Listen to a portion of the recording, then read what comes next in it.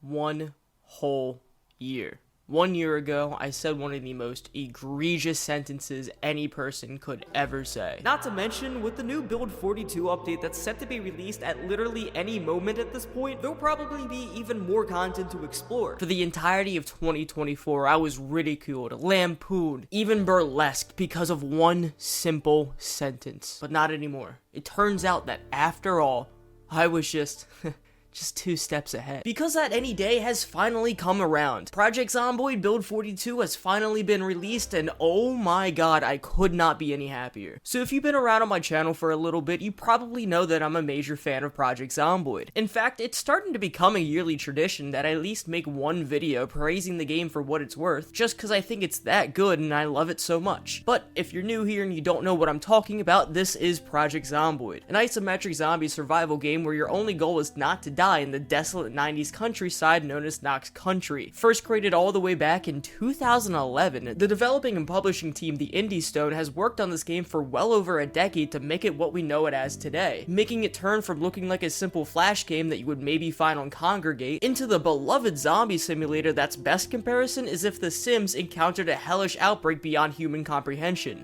It's great. I love it. I could go on for hours just discussing how difficult yet detailed Project Zomboid truly is, how you could find such niche features that even the most hardcore fans will overlook, but that's not why I'm making this video. I'm making this video because just a few days ago, the Indie Stone has finally released Build 42 for all to play. After 3 long-awaited years, the next step to the final version of Project Zomboid is here, and everybody who has played it is incredibly happy with it and have 0 complaints with the new build at all.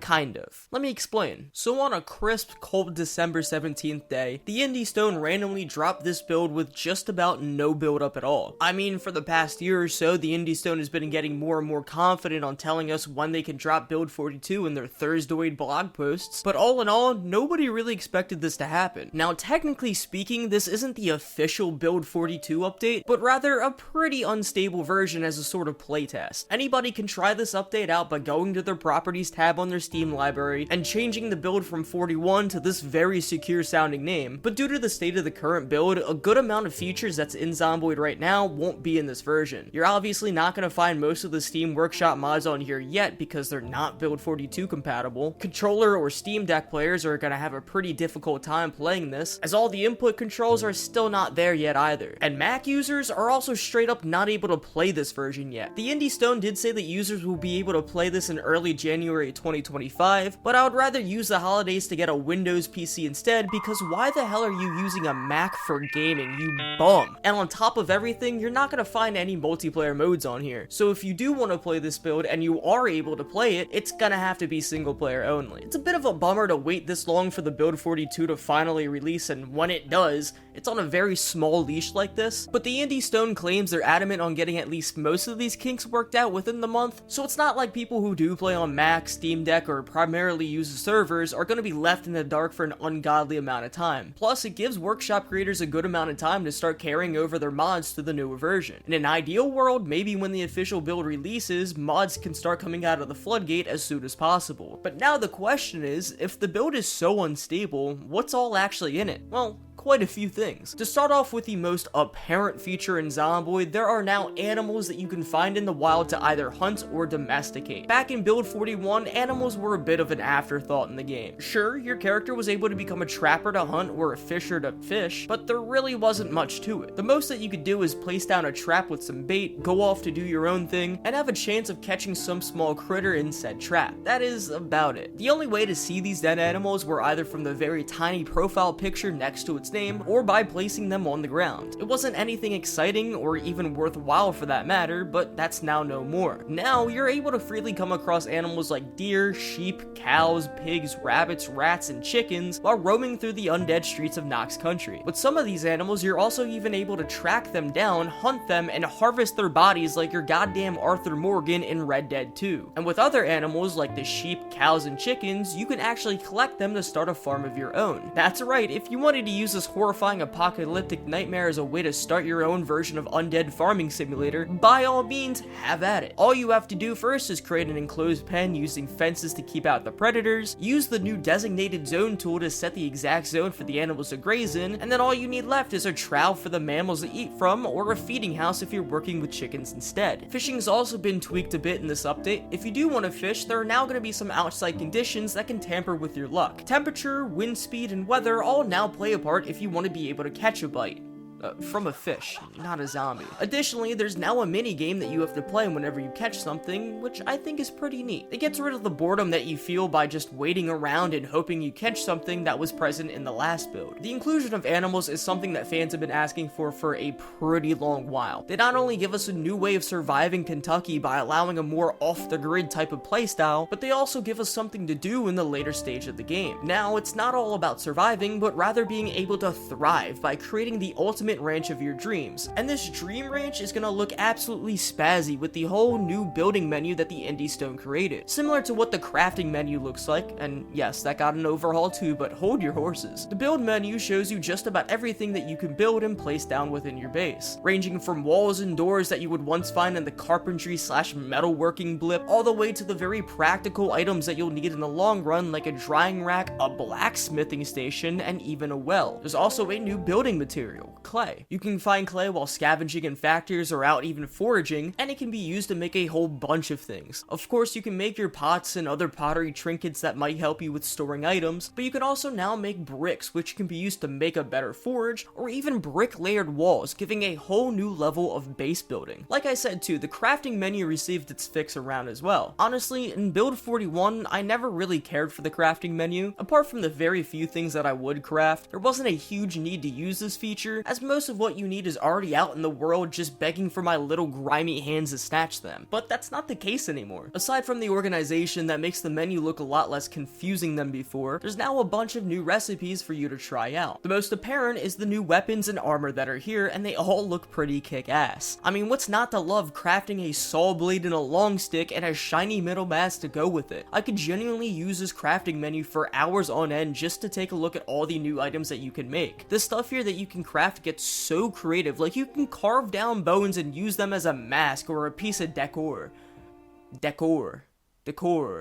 Whatever, it's pretty cool. Speaking of carving, there's a few new skills and traits that you can now try out. Of course, there's the carving skill that'll let you carve out better and more intricate items that are locked behind the crafting menu. In fact, a similar thing can be said for all the other new crafting skills, the masonry, glass making, and napping. All of them each tailored to their own respective crafting skills, and the more you level up that skill, the more you'll be able to craft. There's also the animal care skill that gives you more info on how to care for said animal, as well as how much you can get from harvesting them. And last but definitely not least, you can upgrade your butchering skill over time to allow you to get more quality harvest from killing the animals. Those are some pretty neat skills that you can refine while trying your best not to die, but there's also a few new traits that can give you the jump start that you need to help build your ultimate survival base. Whittler is a new positive trait that'll cost you 2 points and will start you out with some knowledge on carving skills. Blacksmith knowledge will give you a few skills in metalworking and maintenance, but will cost you 6 points. Vehicle knowledge gives you insight on, well, can you guess? It'll cost you 3 points. And lastly, wilderness knowledge is a new trait, and this time costing you 8 points, and will give you a handful of outdoorsy skills. That's not nearly all the changes in the character selection actually, as there are a couple new jobs that you can pick, as well as a bunch of changes to pre-existing ones. For the professions, you can choose between one of 2 new jobs, that being the blacksmith and the livestock rancher, which will probably give off what they entail by their name alone.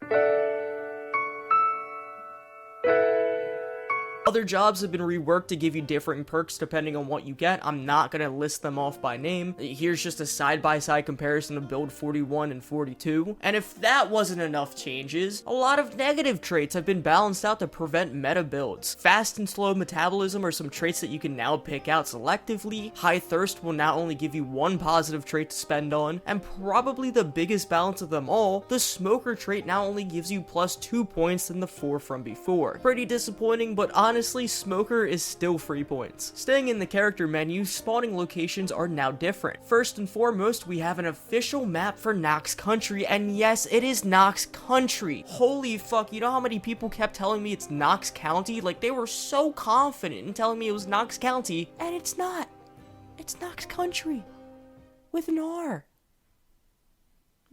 Between the T and the Y, a little R. country. Anyways, now you'll be able to get an idea of truly how massive and explorable this place really is compared to the small towns that you spawn in. Speaking of, there's a few new towns to the left of Knox Country, those being Brandenburg just left of Riverside, Ekron towards the middle of the map, and Irvington at the corner. The best ways to get the two latter towns are from Echo Creek, a small farming town that the player can now be able to spawn in alongside the 4 other towns. And with Brandenburg, the best way to get there is by going from Riverside. I think these new town additions are greatly needed. The left area of Knox Country was so barren and not worth exploring in the last build. You would always just end up going to Louisville because that was the place to be. I especially love Brandenburg. Having a town near Riverside was so needed. It felt like for me, once I cleared out Riverside, I was kind of left with the feeling of, what now? I mean, you could take a car to head right out of town so you could eventually hit West Point, or you could try to go left and hit a factory, a few residential buildings, and then nothing else. So having Brandenburg be that close to the isolated Riverside now makes me want to spawn there just to see what it's like in the new area. Along with that Muldrow, I definitely fucked up that pronunciation every time I say it, but that town has completely been reworked. I'm not sure what the reworks are, I don't really spawn in that town, but it says in the spawn locations that this town is new and improved, so I'll take y'all's word for it. Another cool change in Build 42 that I really adore is the new lighting system. The Indie Stone changed the lighting so much, making this game feel 10 times better looking. In any dark areas, like a room with no light or even out in the pitch black outside, you'll see basically nothing. It's nearly impossible to see in the dark compared to Build 41, making any night endeavors and even the power outage feel that much more terrifying. It can get so dark that if you close any window curtains, you won't be able to see a thing, not even your own character.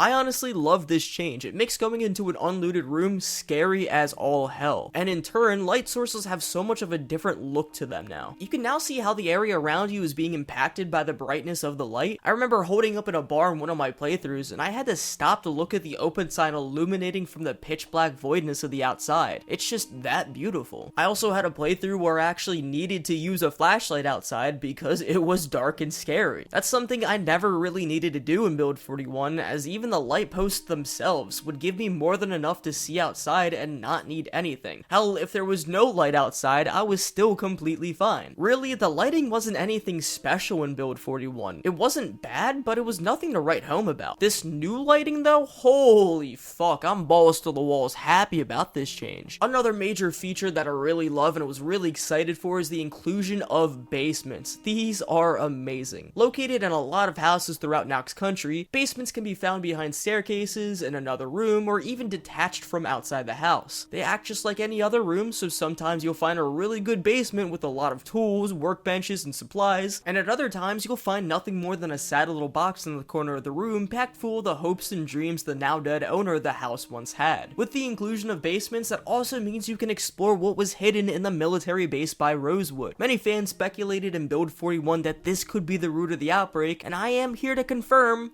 there is something down there. What, you think I was gonna spoil everything about this update? Go check it out for yourself. In Build 42, the Indie Stone has also included some player sounds. Hey!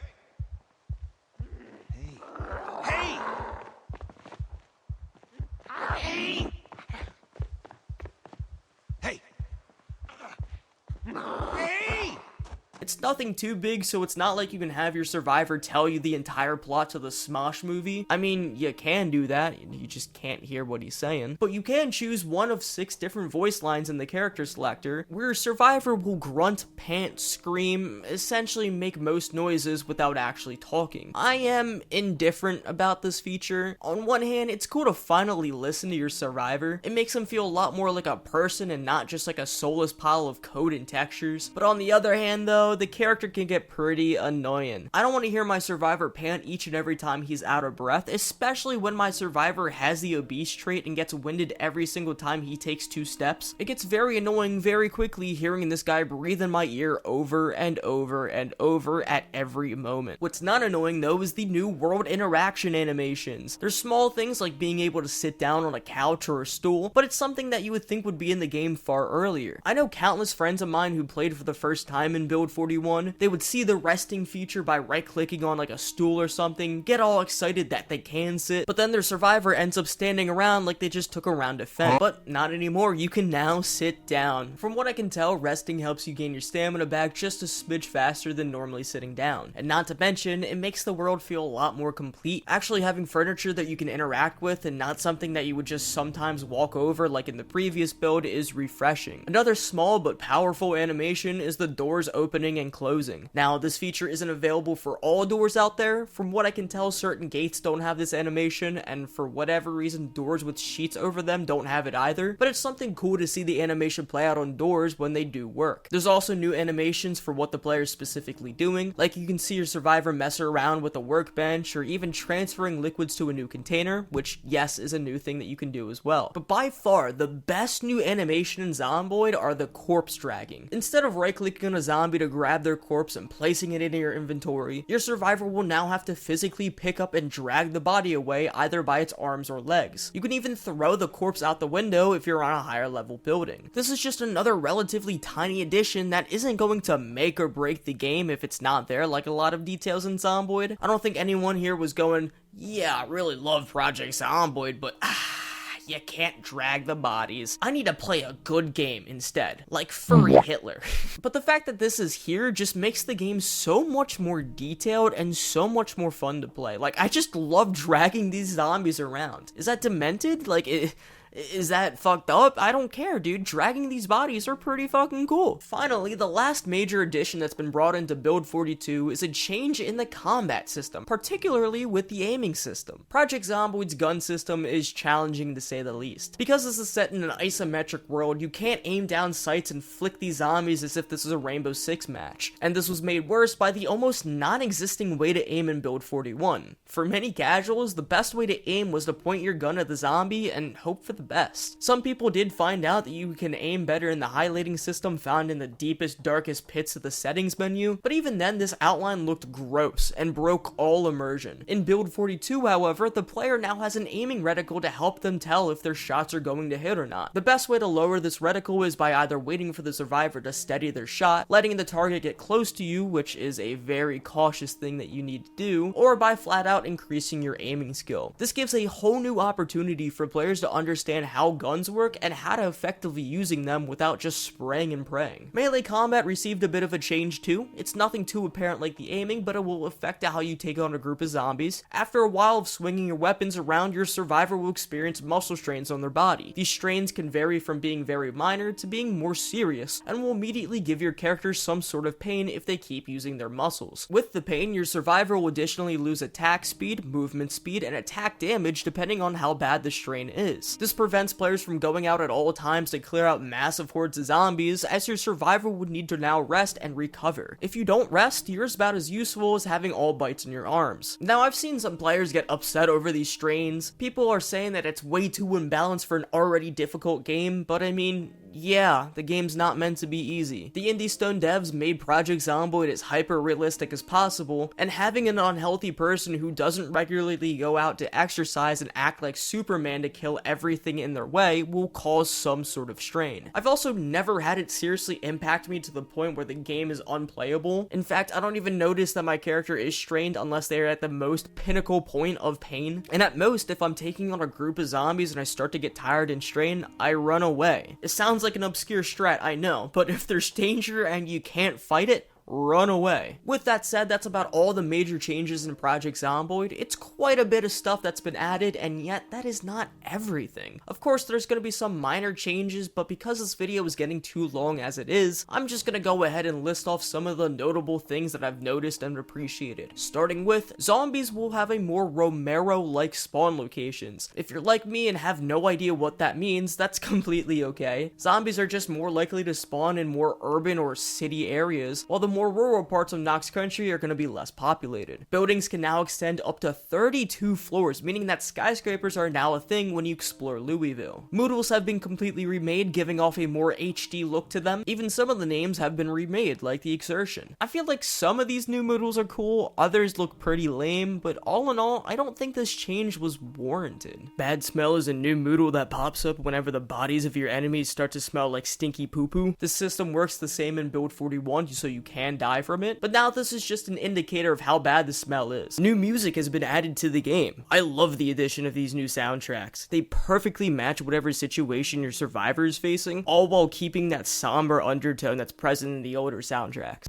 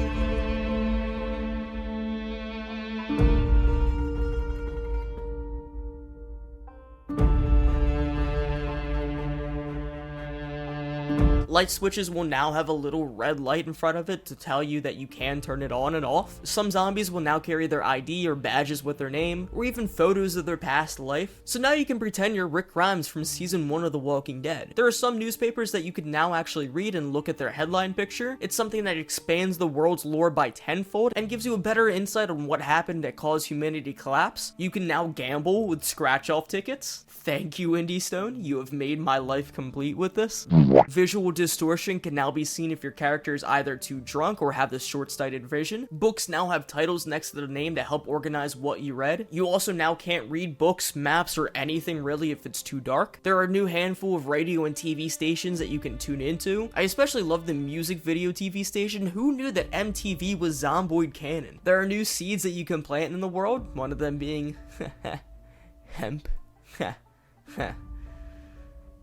Anyways, different drinks now have to be manually opened. For a canned drink, you can open them normally, but with a beer or a wine bottle, you have to use a bottle opener or a corkscrew respectively. There's now a little zomboid walking on the screen when you load into your world. There was a new cover art and a few new loading screens that came with it for Build 42, but there was an alleged use of AI that got all muddied up when somebody with the Indie Stone came out to say that the guy that they commissioned who made the original cover art may have used AI to fine-tune their work, but the Indie Stone had no knowledge of this until they released it, so I don't know. The reason why this is going here and not as a full segment in the video is because there's not really anything for me to add on into this mess. It's already a clusterfuck as is. I don't know who's pointing the fingers at who anymore. And all in all, the art was removed in less than 24 hours of the update, so who really cares anymore? Not only is there new armor like football pads, but there's new weapons and even some new food to try out when you're looting. The skill layout has been organized, making it easier to tell what skills that you have unlocked. And finally, you can drink and drive.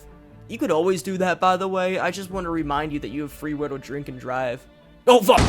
And that's about all the new features that you need to know about in Project Zomboid. All in all, I think this update is phenomenal. There are some hiccups with the update, don't get me wrong, but I am definitely far more happy playing Build 42 than I am with 41. If I were to give this an arbitrary rating that I would never use again, I would give Build 42 9.13 zomboids out of 10. Hopefully now that animals are out, NPCs are right around the corner. Whenever they do get added, I think this will be the biggest game changer for Zomboid, but that's gonna be a Build 43 issue. For now, I'll be enjoying everything in this new update. But what did you all think about this new build? Overall, did you like the changes? Did you hate it? Are there some minor features that I probably missed out on because the game is just that intricate? Of course there are. If there's anything that I didn't mention, please leave it down in the comments below, as well as what you thought about the update. But other than that, I'm going to end this video here. Thank you all so much for watching this video. This will probably be my last video of 2024 if everything gets uploaded correctly. I'm probably going to upload this on like the 3rd instead and get really mad about that. But it's okay. We ball, boys. Thank you all so much for a phenomenal year. Even though I really wasn't active on YouTube, I was out living my personal life, and I'm definitely ready to get back into the content creation.